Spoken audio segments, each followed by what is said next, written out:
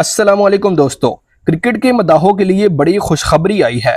पाकिस्तान की team West Indies का tour करने जा रही है और इसी दौरान 3 T20 और 3 वनडे इंटरनेशनल मैचेस की ज़बरदस्त सीरीज होने वाली है। अभी अभी मुकम्मल शेड्यूल भी आ चुका है, तो आप जानना चाहते होंगे कि ये सीरीज कब शुरू होने वाली है, पहला मैच कब है और क्या कुछ दिलचस्प होगा।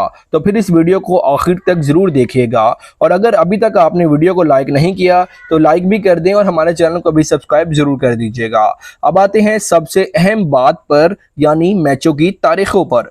पाकिस्तानी टीम जुलाई के आखिर में वेस्ट इंडीज पहुंचेगी, जहां 3 T20 और 3 वनडे मैचेस खेले जाएंगे।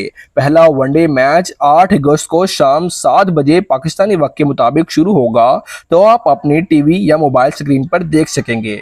दूसरा मैच 10 अगस्त को होगा, वो भी बिल्कुल शाम 7 बजे ही खेला जाएगा। और आखिर में सीरीज का तीसरा और फैसलाकुन मैच 12 अगस्त को होगा, जो कि शाम 7 बजे ही शुरू होगा। तो ये 3 मैचेस देखकर आपको भरपूर क्रिकेट का मजा आ जाएगा। तो नाजरीन, अगर आपको ये मालूमाती वीडियो अच्छी लगी हो तो वीडियो को दिल से लाइक जरूर कीजिएगा।